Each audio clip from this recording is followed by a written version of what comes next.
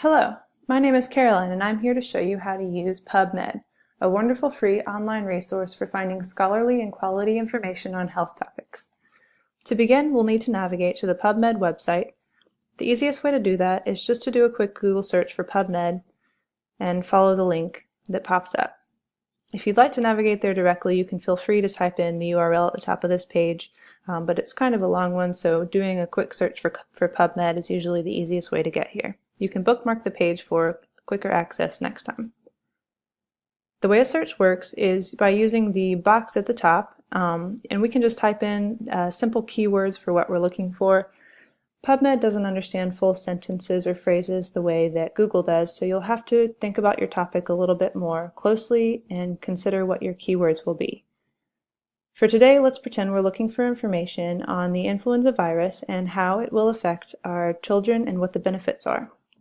So in order to do that, we'll need to pick out the keyword, which would probably be the influenza vaccine. If we want to add in more search terms later, we can do that, and we'll do that in just a moment. But let's just start with something simple and see what comes up when we just type in influenza vaccine, and the second result there is already popping up. So I'm just going to click on that one, and it's going to automatically do a search. Now, the search results are pretty overwhelming. We have 28,084 search returns.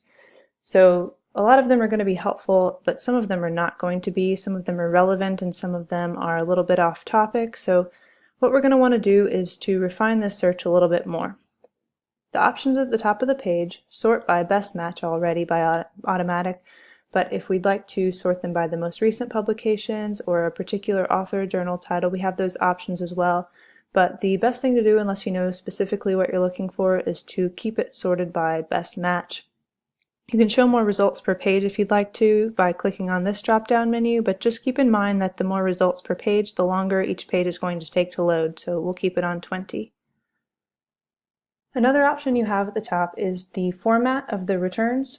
Right now they're on summary, so the results are just showing the title and the author and some publication information, but if I'd like to show a little bit more, I can click on abstract and it will show me a little description about what the article is about and maybe some findings of the study.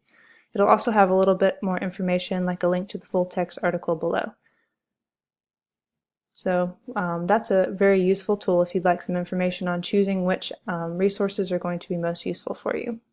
But we still have 28,000 results, and that's too many, so let's try to limit those. And to do that, we're going to use the menu on the left side of your page. Some of the options that show up, article types, text availability, and so forth, are going to be really useful for us. Now I'm going to limit to text availability because I only want links to articles that I can read the entire content. Some of these will just be information about a publication or about a journal article without having free access to the full text of the article, and that's not very useful for me, so I'm going to go ahead and click on full text. That took out a little bit, but not a whole lot. That's a good sign. That means that most of the information that I'm after is going to come through for free. So that's great. I'm going to keep that at full text. Now I also am going to want to limit this to more recent publications because I don't want information about the flu vaccine from 20 years ago. I want information that's recent, that's within the last 5 years. And I accidentally double-clicked that, so that's why it removed the filter. I'm going to click it again to put that back. I can also do a custom range by clicking this link if I'd like to do something like 3 years or one of the options that doesn't automatically pop up, but I'm going to just keep that at 5 years for now. I want to just search for information on humans because I'm not making a decision about my dog's vaccine. I just want it for my kids, so I'm going to click humans, and I'm still getting about 5,000 results, which is still a lot, so I'm going to click this option to show additional filters. I'm going to add languages because I only want results in English, and let's see, ages, so I'm going to add those to my menu here and click English, and then again I did that by clicking show additional filters. And since I'm looking for information on my children, I'm going to limit birth to 18 years for the ages. Now, if I decide I want to restart that, change my mind, I can use the clear all button there, and it will go back to just my search terms up in the box. But for now, let's see. Okay, that's 1,699 search results. That's a lot more manageable than the 28,000 we were getting before. Okay, so once we've got this down to a little bit more manageable size, let's scroll through and see what we can find that's helpful. That first one looks like a good title, and the abstract looks like it might be relevant to my topic, so I'm going to check that one. And I don't really have time to read it, so I'm going to go ahead and just select a few that look like they might be helpful. Those two look great. I can select more if I'd like to.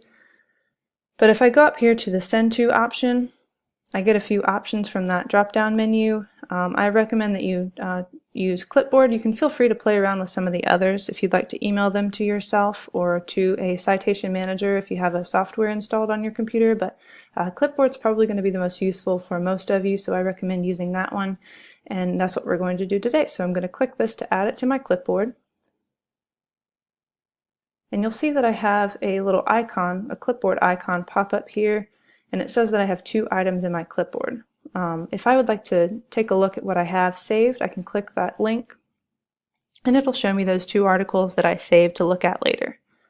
Now these will be on there for 8 hours at a time, so if I want to go ahead and look through them within the next 8 hours and decide what I'd like, print them off, great, but if I need them longer or I want to look at them on a different computer or want a little bit of time to work with them, the best thing to do is to go ahead and create an account on PubMed, and that way you can save all of your resources for access later.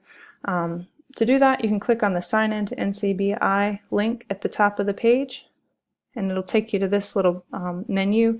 I've already created an account for this tutorial, so it's got my login credentials saved right here through Google Chrome, but if you'd like to create a new account for the first time, you can click on Register for an NCBI account, or you can even just sign in with your Google account if you're logged in on Google. But for now, I'm just going to use the credentials I've already created.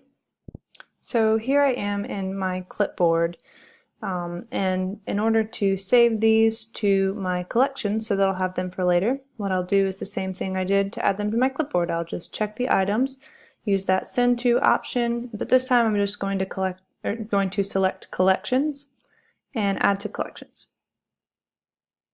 It's going to ask me a question, what I would like to do. Do I want to create a new collection or append to an existing collection? And I want to create a new one, so I'm going to click that option and name my collection, and I'm going to just name it Flu Vaccine. Okay, and save. Alright, now I've got those items saved in my collection. If I'd like to take a look at those for later, I can look up here, I'll see my username, and right next to it there's an option for My NCBI. So I'll click on that one to get to my dashboard, and it will show my collections right here on the right side of the page. One of the options there is Flu Vaccine. So if I'd like to take a look at those articles later, I can just click on that collection and it will show me what I have saved. But for now I'm just going to go back to the search option to show you a few search strategies. So click the search button with the box next to it empty, and it'll take you back to the PubMed homepage. So now we've learned a few strategies for using PubMed, but let's say we're having some trouble finding things and we would like to change the keywords that we're using and get a little bit fancier with our search phrasing. We can just use the basic search box here to perform a search with Boolean operators, and that's just a fancy term for using and, or, and not in our searches. So for instance, let's say we wanted to find information that was just about children. We were finding too many things on adults. So we'll just go ahead and put in influenza vaccine again, but this time we want to add the term children so that we can only find results that are geared towards children, and we want that search term to be searched in the titles and in the subject headings.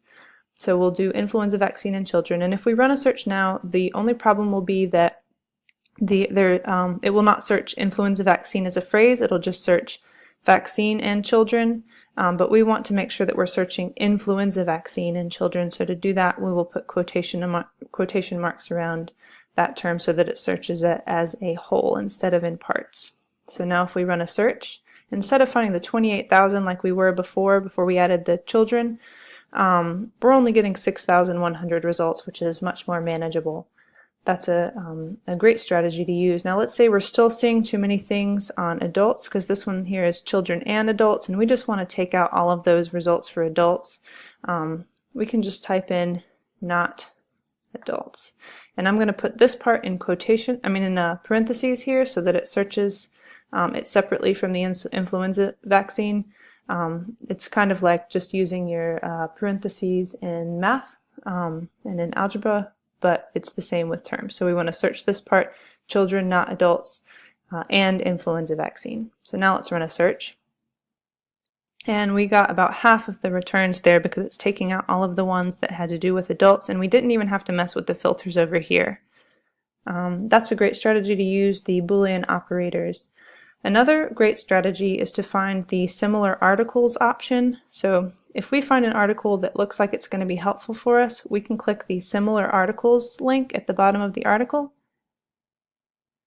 and it will pull up any articles that have to do with the same topics or have the same subject headings. That way we don't have to necessarily structure our searches each time, but we can find one good result and then find others that are really similar to that. And you can, as you scroll down, you might see that some of them are repeats. That's just probably different versions of the same article that was published on a different date or revised or in a different journal. So you can just skip over those and find the unique ones and take a look at those. Another great strategy, if you're still not able to find what you need, is to use the advanced search option. So if you click on the advanced button there, it'll have your history down at the bottom if you wanted to repeat any searches or if you wanted to remember what you've searched recently. But what you can do is to use this builder to create your search. So for instance, we could type in influenza vaccine here, and right now it's searching all fields. So what that means is it's searching the title, the author, the abstract, everything. But we can actually limit that. If we just want things that have influenza vaccine in the title, we can select title in the all fields, or where it says all fields, we can use that menu to find title. You can also search children. So if you want to make sure children is either in the title, or that children is also in the title, you can do that. You have other options here if you knew this an author that you were looking for, or the date or a book. There are probably many more options on here than you would ever care to use or know about, but feel free to explore those. We're just going to stick with searching the titles right now, but if you run the search, you can either do influenza vaccine and children. You can also change this to the or and not, and that would work the same way as it did in our basic search bar, only it will help us build the search by term. It's just a little bit easier to use the builder for some people, but it's all about what you would prefer. What if we do influenza vaccine and children, not adults? Okay. You can also use the or term if you would like to. So for instance, if you wanted to search for children or adolescents, it will find results that have either the word children or adolescents in the title or the field you have selected. Okay, so now that's only finding 395 results, which is a much more manageable amount, and that's probably going to be a lot more relevant to what we need than what we were finding before, especially if we run this search and then also use some of the limiters over here to only find it in humans within the past 5 years and so forth. We can actually limit that down to 100 results, which is a lot smaller bite and probably a lot more relevant to what you actually need. So here are some great search strategies for using PubMed. If you need additional help or you're having trouble finding something, or if you would just like a few suggestions on how to perform your search a little bit better, feel free to contact your librarian at the circulation desk, or you can call us as well, and we would be more than happy to help you figure out some other resources or how to use PubMed a little bit better. Thank you for listening, and good luck.